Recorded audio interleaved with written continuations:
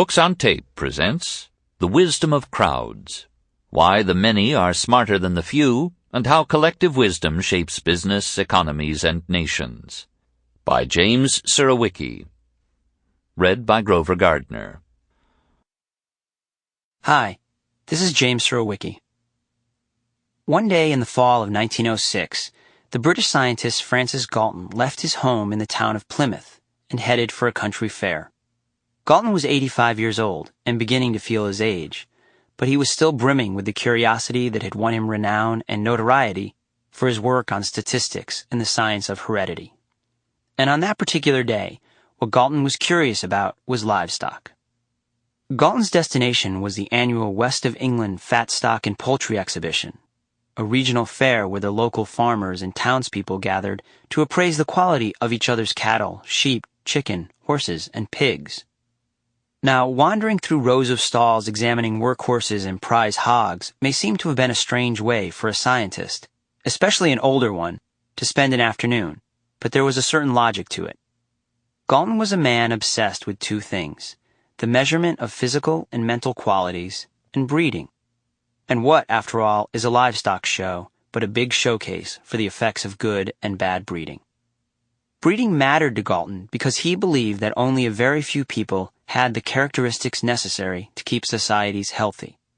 In fact, he had devoted much of his career to measuring those characteristics in order to prove that the vast majority of people did not have them. At the International Exhibition of 1884 in London, for instance, he set up an anthropometric laboratory, where he used devices of his own making to test exhibition goers on, among other things, their, quote, keenness of sight and of hearing, color sense, judgment of eye, and reaction time, end quote. His experiments left him with little faith in the intelligence of the average person, the stupidity and wrong-headedness of many men and women being so great as to be scarcely credible, he wrote. Only if power and control stayed in the hands of the select, well-bred few, Galton believed, could a society remain healthy and strong. As he walked through the exhibition that day, Galton came across a weight-judging competition. A fat ox had been selected and placed on display, and members of a gathering crowd were lining up to place wagers on the weight of the ox. Or rather, they were placing wagers on what the weight of the ox would be after it had been slaughtered and dressed. For 6 pence, you could buy a stamped and numbered ticket where you filled in your name, your address, and your estimate. The best guesses would receive prizes. 800 people tried their luck. They were a diverse lot.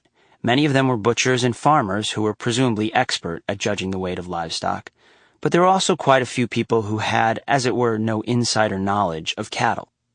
Many non-experts competed, Galton wrote later in the scientific journal Nature, like those clerks and others who have no expert knowledge of horses, but who bet on races, guided by newspapers, friends, and their own fancies. The analogy to a democracy, in which people of radically different abilities and interests each get one vote, had suggested itself to Galton immediately. The average competitor was probably as well fitted for making a just estimate of the dressed weight of the ox as an average voter is of judging the merits of most political issues on which he votes, Galton wrote. Galton was interested in figuring out what the, quote, average voter was capable of, because he wanted to prove that the average voter was capable of very little. So he turned the competition into an impromptu experiment. When the contest was over and the prizes had been awarded, Galton borrowed the tickets from the organizers and ran a series of statistical tests on them. He arranged the guesses, which totaled 787 in all after he had to discard 13 because they were illegible, in order from highest to lowest, and graphed them to see if they would form a bell curve. Then, among other things, he added all the contestants' estimates and calculated the mean of the group's guesses. That number represented, you could say, the collective wisdom of the Plymouth crowd. If the crowd were a single person, that was how much it would have guessed the ox weighed.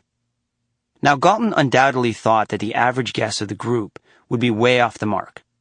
After all, mix a few very smart people with some mediocre people and a lot of dumb people, and it seems likely you'd end up with a dumb answer. But Galton was wrong. The crowd had guessed that the ox, after it had been slaughtered and dressed, would weigh 1,197 pounds. After it had been actually slaughtered and dressed, the ox weighed 1,198 pounds. In other words, the crowd's judgment was essentially perfect. Perhaps breeding did not mean so much after all. Galton wrote later, the result seems more creditable to the trustworthiness of a democratic judgment than might have been expected. That was, to say the least, an understatement. What Francis Galton stumbled on that day in Plymouth was the simple but powerful truth that is at the heart of this audiobook.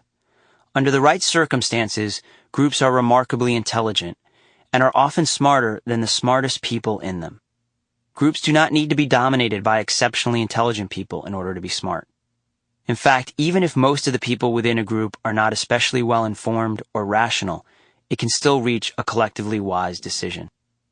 This is a good thing, since human beings are not perfectly designed decision makers. Instead, we are what the economist Herbert Simon called boundedly rational. We generally have less information than we'd like. We have limited foresight into the future. Most of us lack the ability and the desire to make sophisticated cost-benefit calculations. Instead of insisting on finding the best possible decision, we will often accept one that seems good enough, and we often let emotion affect our judgment. And yet, despite all these limitations, when our imperfect judgments are aggregated in the right way, our collective intelligence is often excellent. This intelligence, or what I'll call the wisdom of crowds, is at work in the world in many different guises. It's the reason the internet search engine Google can scan 1 billion web pages and find the one page that has the exact piece of information you were looking for. It's the reason it's so hard to make money betting on NFL games, and it helps explain why, for the past 15 years, a few hundred amateur traders in the middle of Iowa have done a better job of predicting election results than Gallup polls have. The wisdom of crowds has something to tell us about why the stock market works, and about why every so often it stops working. The idea of collective intelligence helps explain why, when you go to the convenience store in search of milk at 2 a.m, there is a carton of milk waiting there for you. And it even tells us something important about why people pay their taxes and help coach Little League. It's essential to good science, and it has the potential to make a profound difference in the way companies do business. In one sense, this audiobook tries to describe the world as it is, looking at things that at first glance may not seem similar, but that are ultimately very much alike. But this audiobook is also about the world as it might be. That's because one of the striking things about the wisdom of crowds is that even though its effects are all around us, it's easy to miss. And even when it's seen, it can be hard to accept. Most of us, whether as voters or investors or consumers or managers, believe that valuable knowledge is concentrated in a very few hands, or rather in a very few heads. We assume that the key to solving problems or making good decisions is finding that one right person who will have the answer.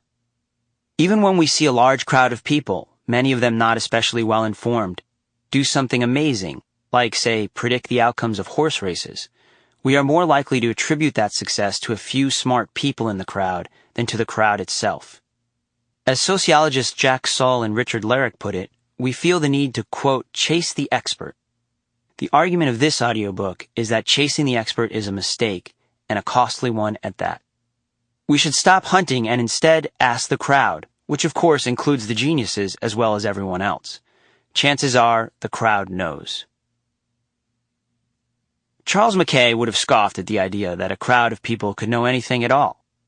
Mackay was a Scottish journalist who, in 1841, published a book called Extraordinary Popular Delusions and the Madness of Crowds, an endlessly entertaining chronicle of mass manias and collective follies, to which the title of my audiobook pays homage.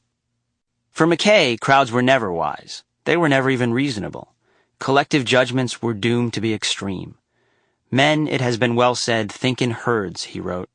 It will be seen that they go mad in herds, while they only recover their senses slowly and one by one. Mackay's take on collective madness is not an unusual one. In the popular imagination, groups tend to make people either dumb or crazy or both. The speculator Bernard Baruch, for instance, famously said, "Anyone taken as an individual is tolerably sensible and reasonable. As a member of a crowd, he at once becomes a blockhead." Henry David Thoreau lamented, "The mass never comes up to the standard of its best member, but on the contrary degrades itself to a level with the lowest." Friedrich Nietzsche wrote, "Madness is the exception in individuals, but the rule in groups." While the English historian Thomas Carlyle wrote simply, "I do not believe in the collective wisdom of individual ignorance." Perhaps the most severe critic of the stupidity of groups was the French writer Gustave Le Sample complete. Ready to continue?